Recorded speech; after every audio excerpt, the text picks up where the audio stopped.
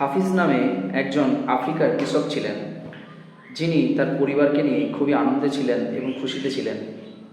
একদিন হাফিজের বাড়ির পাশ দিয়ে একজন মুসাফির যায় এবং মুসাফির যাওয়ার পথে খুবই তৃষ্ণার্ত হয় এবং হাফিজের বাড়িতে আশ্রয় গ্রহণ করে এবং হাফিজ তাকে খুব যত্ন আত্তি করে এবং তার সেবা দান করে এবং হাফিজ এর এই সেবা দান করার পরে মুসাফির খুশি হয়ে তাকে এক রিসার্চের বারে কথা বলে এবং রিসার্চ নিয়ে বলার সময় উনি জানায় যে তিনি তার জীবনের অনেকটা সময় ধরে হিরেকে নিয়ে রিসার্চ করেছে এবং তাকে জানায়, তুমি যদি একটা ছোট্ট আঙুলের মতো হীরের টুকরো পাও তাহলে তুমি এই শহর কিনতে পারবে, আর যদি তুমি এই মুঠির মতো একটা হিরে পাও তাহলে তুমি এই দেশ কিনতে পারবে।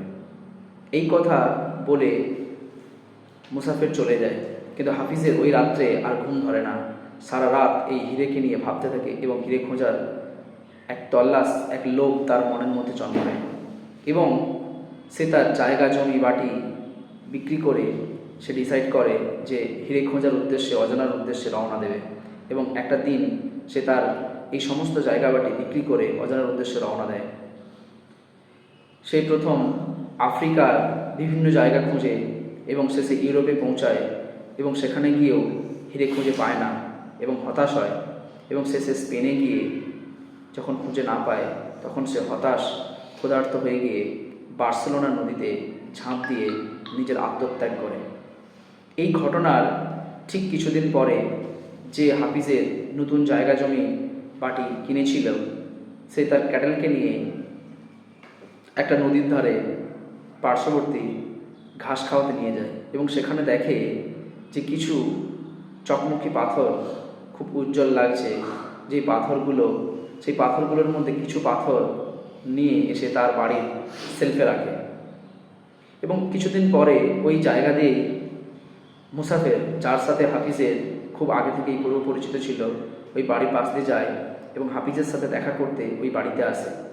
কিন্তু এসে জানতে পারে যে হাফিজ তার এই জায়গা জমি বাটি বিক্রি করে চলে গিয়েছে হিরে খোঁজার তল্লাশে এবং শেষে সে হতাশ হয়ে গিয়ে বার্সেলোনা নদীতে ঝাঁপ দিয়ে মারা গিয়েছে। এই কথা শুনে খুবই দুঃখ পায় মুসাফির এবং ওই সময় তার চোখ পড়ে সেলফের দিকে এবং দেখে কিছু পাথর যেগুলোকে একদম হীরের মতো দেখতে এবং উনি ওই নতুন মালিককে জানায়, এই পাথরগুলো তুমি কোথায় পেলে?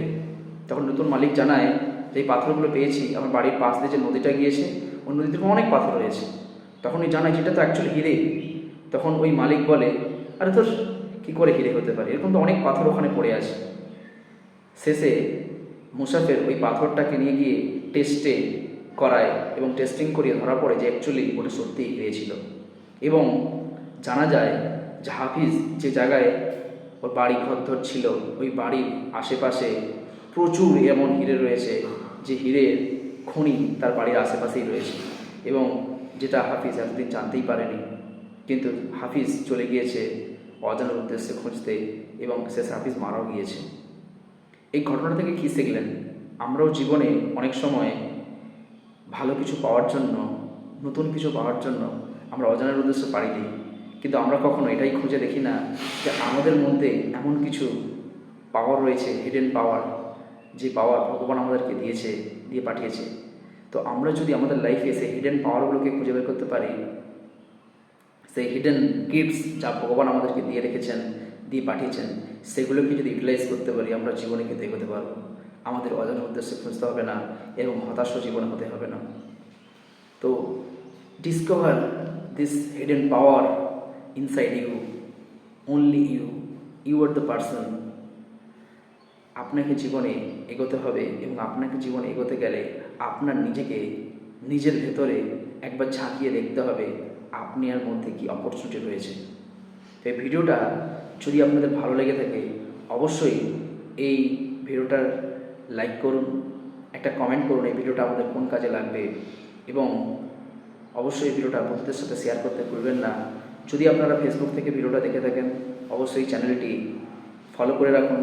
যদি আপনারা ইউটিউব থেকে ভিডিওটা দেখে রাখুন তাহলে অবশ্যই সাবস্ক্রাইব করে পাশে থাকুন, বেল আইকন বাজিয়ে দিন যাতে পরবর্তীতে আসা ভিডিওর নোটিফিকেশান আপনার কাছে তাড়াতাড়ি আসে। দেখা হচ্ছে পরবর্তী ভিডিওতে। Till the time you go self made.